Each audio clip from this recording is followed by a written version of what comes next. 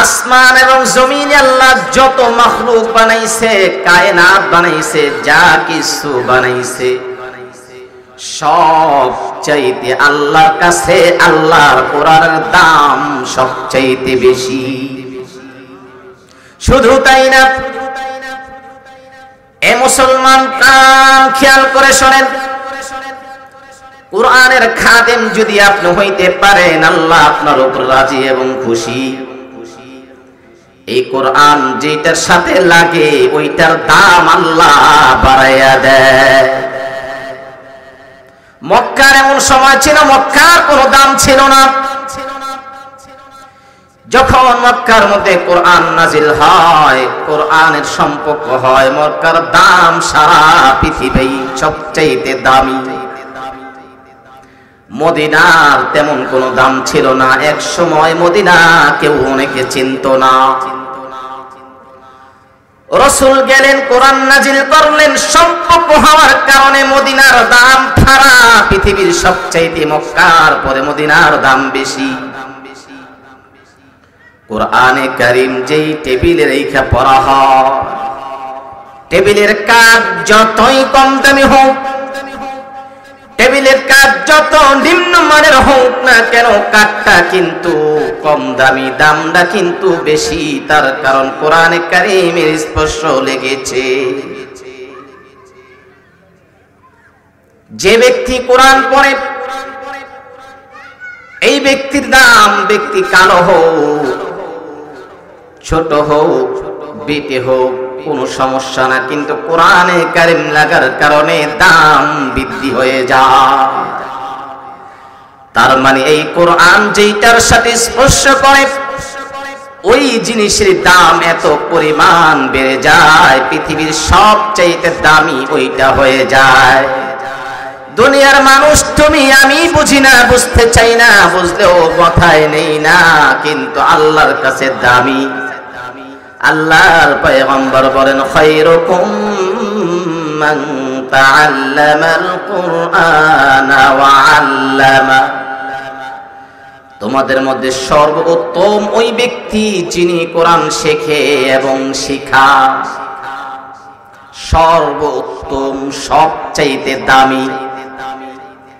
এই কোরআন শিক্ষা দেওয়া হয় কোথায়? কথার জবাব দিবেন, কোথায়? যেই মাদ্রাসাগুলোতে কোরআনে কারীম শিক্ষা দেওয়া হয়, সেই মাদ্রাসার দাম কি আল্লাহর কাছে আছেনি? দুনিয়ার মানুষের কাছে নাই। এ মুসলমান, যদি দুনিয়ার মানুষের কাছে সেই ঘরের দাম থাকে, তাহলে আল্লাহর কালাম যেই ঘরে পড়ানো হয়, সেই ঘরের দাম যদি দুনিয়ার জমিনে থাকে, মানুষের কাছে থাকে, তাহলে সেইটা যারা পড়ে তারা আবার অভাবী কেমনে হয়? তারা আবার বিপদগ্রস্ত কেমনে হয়? তারা আবার ভ্রমণের জন্য, বিল্ডিং হওয়ার জন্য কষ্ট করে ঠান্ডার মধ্যে কেমনে হয়? বোঝা গেল, যখন আপনার অন্তরে আল্লাহর কালামের দাম নাই, তখন এই কাজগুলো হওয়া সম্ভব। যখন অন্তরে টান হবে, তখন আপনার সামনে ওই কোরআনের পাখিরা কষ্ট করতে পারে পারে না? কথার জবাব দিতে বলছিলাম। কিন্তু এই জন্য ভাইয়েরা আমার,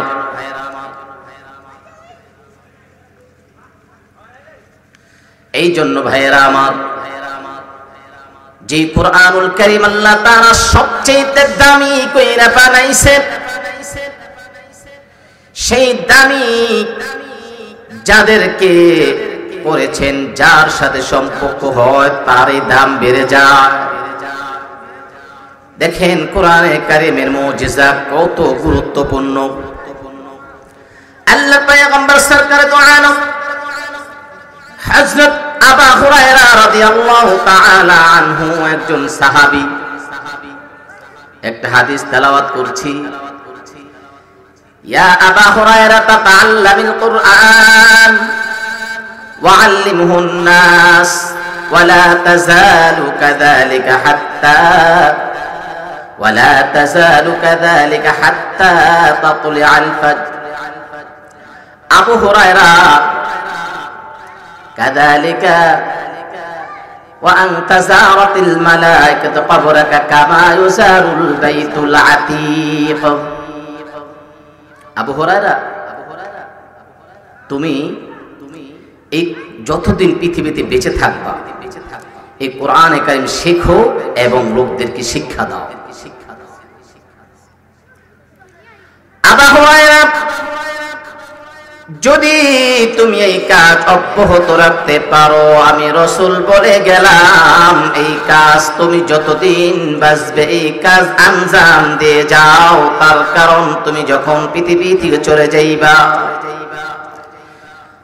তুমি যখন পৃথিবী থেকে চলে যাইবা, আল্লাহ তাআলা দুনিয়ার মানুষদেরকে যেমন খানায় কাবা জিয়ারত করার জন্য পাগল বানাইয়া দেয়, তুমি যখন মারা যাইবা তোমার কবর জিয়ারতের জন্য আল্লাহ তাআলা দুনিয়ার ফেরেশতাদেরকে তোমার কবরের জগতে পাঠাইয়া দেবে জিয়ারতের জন্য। চিন্তা করতে পারেন? ফেরেশতাদেরকে একজন হাফেজ যখন মারা যাবে তার কবর জিয়ারতে ফেরেশতাদেরকে আল্লাহ পাঠাইয়া দেয়। এটা কি সাধারণ কথা? এ ভাই, আমাদের জ্ঞান কবে খুলবে? আমরা কবে জাগ্রত হব? আমরা আর কত ঘুমাবো? আবু হুরায়রা ওই দিন থেকে কোনদিন আর কোরআন শিক্ষা থেকে দূরে থাকে নাই। দুনিয়ার যত কাজ তিনি করতেন একটা সময় তিনি কোরআন শিক্ষার জন্য সময়টাকে বেঁচে রাখতেন। এই কোরআনুল কারীম নিয়ে যখন আমরা কেউ পৃথিবী ত্যাগ করব, কোরআন আপনার জন্য সাক্ষী হয়ে দাঁড়াবে। বিশ্বাস হয় আপনাদের? মনে হয় না? এই কোরআনুল কারীম যদি আপনি মহব্বত করেন, ভালোবাসেন, এই কোরআনুল কারীম নিয়ে আপনি কবর যদি যাইতে পারেন, কসম করছি, কসম খোদার, এই কোরআন দুনিয়ার জগতে আপনি বুকে জড়াইছেন, আপনি যখন কবরের জগতে চলে যাবেন আপনি নিঃস্ব হয়ে যাবেন। না না, আপনি নিঃস্ব না। আপনি দুনিয়ার জগতে কোরআনে কারীমকে বুকে জড়াইয়া নিছেন, এই কোরআন কবরের জগতে আপনার সাথী হয়ে যাবে। এইটা দলিল প্রমাণ। সরকার তো আলম সাইয়্যিদুল মুরসালিন খাতামুন নবিয়্যিন, সরকার দো আলম নবী বলেন আল কোরআন শাফাফাতুন, এই কোরআনুল কারীম যখন মানুষ আমল করবে দুনিয়ার জগতে থাকা অবস্থায়, এই কোরআন তাকে জান্নাতে দেওয়ার আগ পর্যন্ত আল্লাহর সামনে দাঁড়াইয়া থাকবে। যখন আপনি দুনিয়াতে কষ্টে থাকবেন এই কোরআনটা কাছে রাখবেন, বুকে জড়ায় রাখবেন। তাহলে ছোট্ট একটা ঘটনা বলি আপনাদেরকে, আরো মজা পাবেন। আব্দুল্লাহ ইবনে মুবারক নাম শুনছেন না? বড় মাপের একজন মুহাক্কিক আলেম। তিনি তার বাড়ি আর একটা কাঠরিয়ার বাড়ি পাশাপাশি। আব্দুল্লাহ ইবনে মুবারক বড় আবেদ ছিলেন, আলেম ছিলেন। তিনি তাহাজ্জুদ নামাজে বাড়ির ছাদে দাঁড়াইয়া দাঁড়াইয়া কোরআন তেলাওয়াত করতেন আর কাঁদতেন, করতেন আর কাঁদতেন। হঠাৎ কইরা কাঠরিয়া, গরিব মানুষ, টিনের ঘর, ছাদ মাত নাই, কোরআন শরীফ পড়তে পারে না। কাঠরিয়া তাকে দেখতেন যে গভীর রাতে পাশের বাড়ির ছাদের থেকে গুনগুন আওয়াজ আসে। কিসের আওয়াজ? আব্দুল্লাহ ইবনে মুবারক কান্দে। কি কইরা কান্দে? কাঠরিয়া মানুষ তো মূর্খ সুরূপ মানুষ, বোঝে না। এই কাঠরিয়া তার ঘরে কোরআনে কারীম ছিল, তিনি পড়তে পারে না, কিন্তু তিনি ধইরা এমনি ধরতেন, ধইরা খুলতেন, খুইলা দুইটা চুমু খাইতেন, বুকে জড়াইতেন। আর আল্লাহকে বলতেন, আল্লাহ আপনি তো আমাকে গরিব বানাইলেন, টাকা নাই, পয়সা নাই, কিচ্ছু নাই, কিন্তু আপনি আমাকে আলেমও বানাইলেন না, কোরআন পড়ার মতো শক্তিও আমাকে দিলেন না। আমার পাশে বাড়িওয়ালা কাঠর আব্দুল্লাহ ইবনে মুবারক কত ধন সম্পদের মালিক, আলেম হইল, তাবি হইল, কত বুজুর্গ ব্যক্তি। আল্লাহ আপনার কি ইনসাফ, আমার তো মাথায় আসে না। কোরআন বুকে নিয়ে কাকে বলতেছে? কথা কয় না, ঘুমায় গেছে। আব্দুল্লাহ ইবনে মুবারক কিছুদিন পর পৃথিবী থেকে চলে গেলেন। আব্দুল্লাহ ইবনে মুবারকের যে খাদেম ছিলেন, খাদেম স্বপ্নে দেখে আব্দুল্লাহ ইবনে মুবারক যেদিন মারা গেলেন, কিছুদিন পর ওই কাঠুরিয়াও মারা গেল। খাদেম স্বপ্নে দেখে আব্দুল্লাহ ইবনে মুবারক জান্নাতের মধ্যে যাবে, গেটের সামনে দাঁড়ানো, এখন রুখতে পারে নাই। খাদেম জিজ্ঞাসা করলো, হুজুর আপনি দুনিয়ার জগতে এত আমল করেছেন, আপনি এখনো জান্নাতে ঢুকতে পারেন নাই, তার কারণ কি? আব্দুল্লাহ ইবনে মুবারক বলেন, আরে আমার বাড়ির পাশে যে কাঠুরিয়া ছিল, গরিব মানুষ, তার টাকা পয়সা ছিল না, তার ধন সম্পদ ছিল না, তিনি কি আমল করতো জানি না। আমার আগে আব্দুল্লাহ ইবনে মুবারক বলছেন, আমার আগে ওই কাঠুরিয়া জান্নাতে চলে গেছে। যদি আমি জানতাম দুনিয়ার জমিনে আমি ওই কাঠুরিয়ার বোঝা বহন কইরা তার খাদিম হইয়া যাইতাম। এরে মুসলমান, তার কারণ হলো কাঠুরিয়া কোরআন পড়তে জানে না, কিন্তু কাঠুরিয়ার নুনাজারি কবুল করেছেন কে? কাঠুরিয়ার কথা শুনছেন কে? আমার মালিক সেইটাই বলেন, আমার কোরআনকে যে ভালোবাসে, মহব্বত করবে, আমি আল্লাহ তার জন্য যথেষ্ট। আরেকটা ঘটনা শোনেন, দেওবন্দ নাম শুনছেন আপনারা? এই দেওবন্দের একটা ছোট্ট ঘটনা, কোরআনের সেবা করলে কি ফায়দা, এটা সব বুঝার জন্য। এই দেওবন্দ মাদ্রাসায় একজন আলেম ছিলেন। তিনি যখন মাদ্রাসার ছাত্ররা স্টেশনে নামতো, ওখান থেকে ছাত্রদের ব্যাগ, তারপরে ব্রিফকেস, এগুলো নিয়ে তিনি মাদ্রাসার গেটের বাইরে থাকতেন, তাকে পৌঁছে দিতেন মাদ্রাসার ভিতরে যান, কিন্তু বসতে দিতেন না। কাজটা করতেন কিসের? কুলির। কিসের? একটু কথা বলেন, কিসের? কুলির। কথাটা বোঝেন ভালো করে। আরাম তো করলেন বছর কে বছর, কোথায় খাটতে হবে, কাদের মেহনত করতে হবে তা জানেন না। শিখেন, দরকার আছে। আল্লাহর বান্দা ছাত্রদের গাঠরি মাথায় লইয়া স্টেশন থেকে যখন মাদ্রাসার গেটের আগ মুহূর্ত জায়গায় দাঁড় করাইয়া দেয়, ভাই এবার আপনি যান। পরের দিন ক্লাসে দেখে এই ব্যক্তি কোরআন পড়াচ্ছে, হাদিসের দর্স দিচ্ছে। ছাত্র প্রশ্ন করে, হুজুর কি ব্যাপার? কালকে দেখলাম আপনি কাঠুরিয়ার কাজ করেন, আজকে কুলির কাজ করেন, আজকে আপনি কিভাবে আবার এই হাদিসের দর্স দিচ্ছেন? মাথায় তো খেলে না। হুজুর কোনো জবাব দেয় না। হঠাৎ বোর্ডিংয়ের চাউল নাই, হয় না?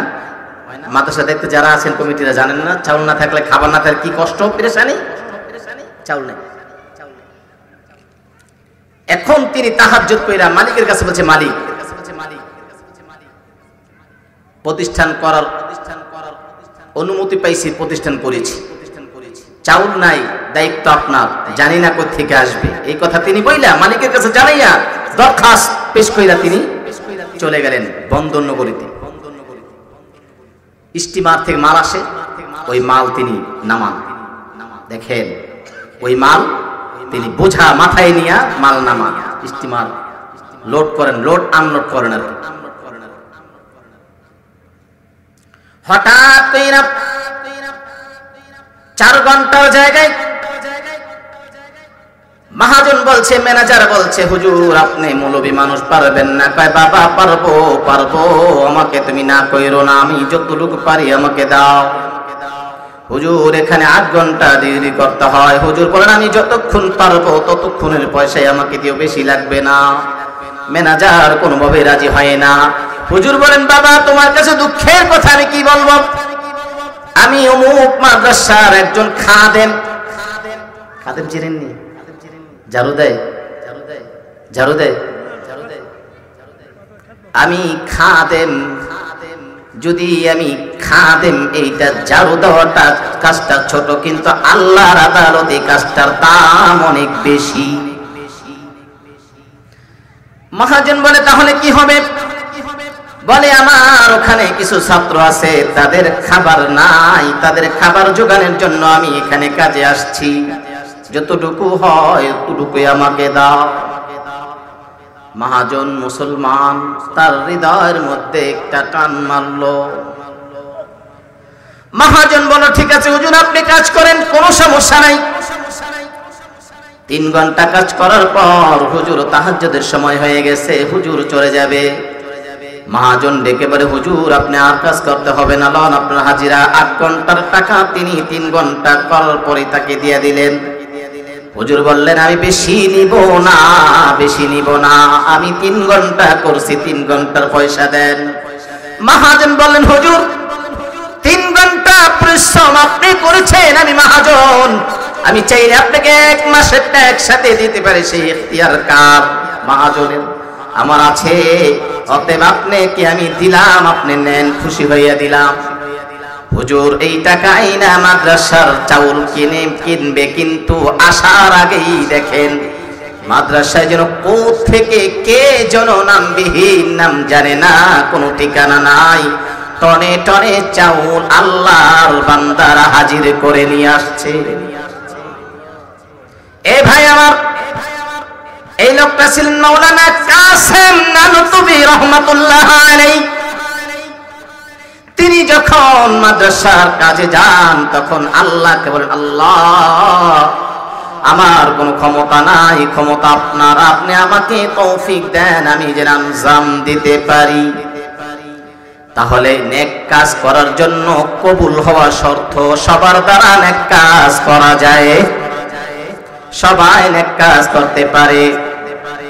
তাহলে শুনুন, এক আল্লাহর বান্দা, একটাই তার ছেলে, আল্লাহর বান্দার ছেলেকে কোরআনের হাফেজ বানাইছে। বলছে বাবা যতদিন আমি দুনিয়ার জগতে থাকবো ততদিন তুমি এই কোরআন তেলাওয়াত করবা, সমস্ত তেলাওয়াত গুলো মুর্দারদের জন্য করবা, যতদিন আমি বাঁচবো ততদিন বিভিন্ন মানুষের জন্য করবা।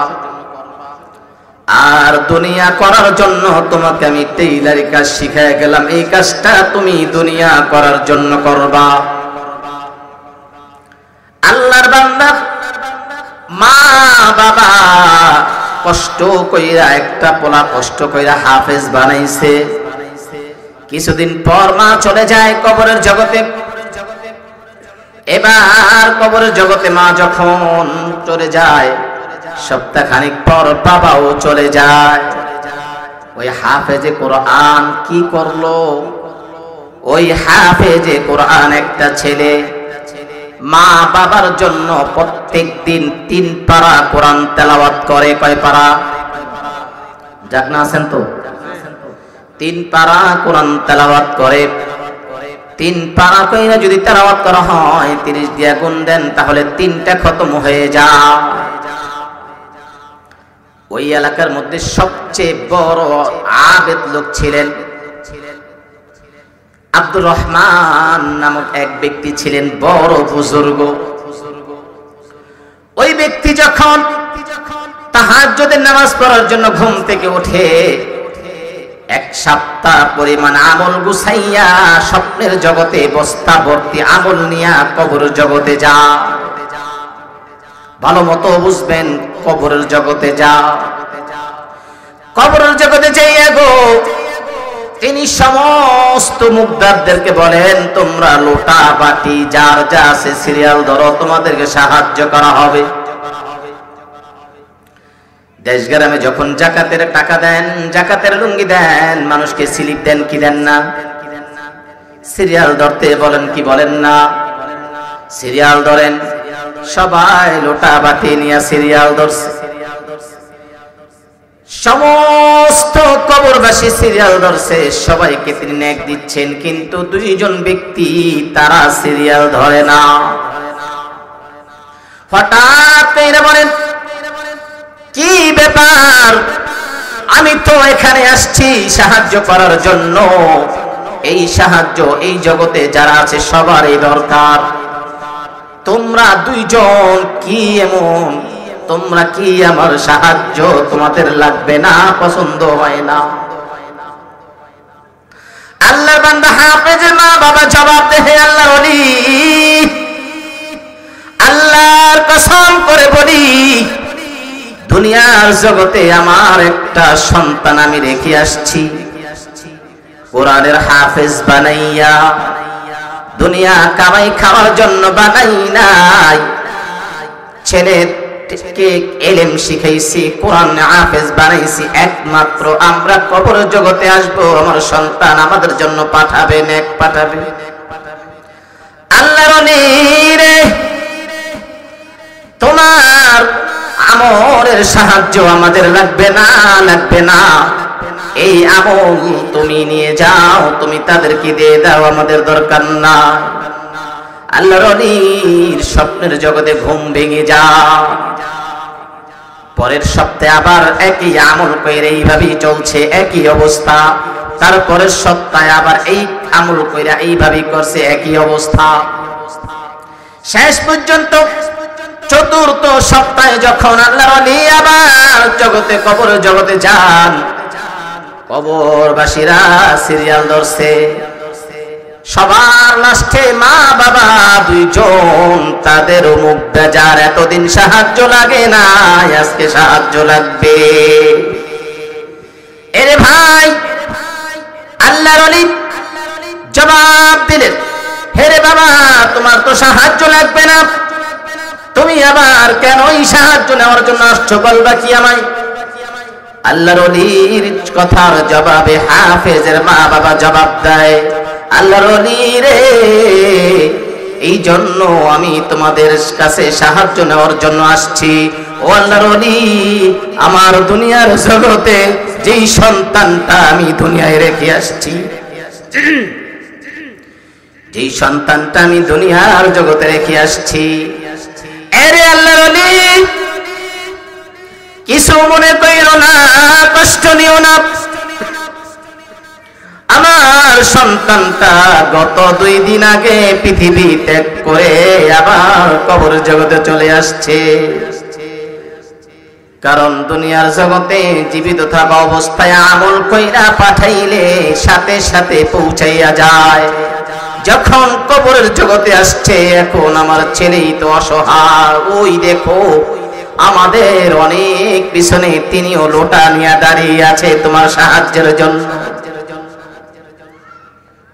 হে মুসলমান ভাইরা আমার, কবরের জগৎ বড় কঠিন জায়গা রে বাবা।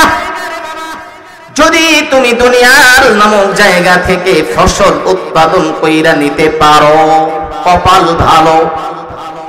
যদি কোন রকম ভাবে ফসল উৎপাদন করতে ব্যর্থ হও, কপাল মন্দ, কপাল মন্দ। কবর জগতে যে ব্যক্তি একবার গেছে, তাকে যদি কোনোভাবে সম্ভব হইতো, যদি জিজ্ঞাসা করতে পারতাম, হে ভাই কবরের জগতে তুমি কেমন আছো, তিনি একটা কথাই বলতেন, হে ভাই কবরের জগৎ বহুত কঠিন জায়গা, এখানে বহুত কষ্টের জায়গা। তবে আরাম তাদের জন্য যারা দুনিয়ার জমিনে নেককার সন্তান রেখে আসে, তাদের জন্য আরাম।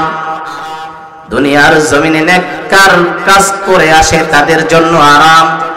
দুনিয়ার জগতে যারা আল্লাহর কাজ করে আসে, আল্লাহর বিধান জারি কইরা আসে, সাদকায়ে জারিয়া মূলক কাজগুলো করে আসে, তাদের জন্য আরাম। অতএব এই কবরের জগৎ এমন একটা জায়গা, এখানে কেউ কাউকে চেনে না, কেউ কাউকে চেনে না। একটা নেক কেউ কাউকে দিতে রাজি নয়।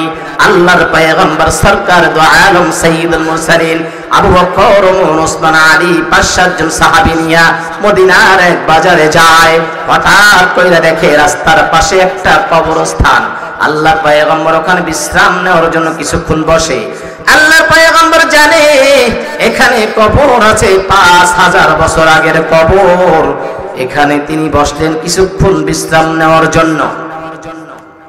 হঠাৎ কইরা আল্লাহর পয়গম্বর একটু ঝিমুনি দিয়েছে, ঠান্ডা হিমেল হাওয়ায়। কবরের জগৎ থেকে আওয়াজ আসে, হে আব্দুল্লাহ ছেলে মুহাম্মদ সাল্লাল্লাহু আলাইহি ওয়াসাল্লাম, আপনি তো দুনিয়ার সমস্ত রহমতের মূল। আপনার রহমত আল্লাহ পাক আপনাকে দিয়েছে।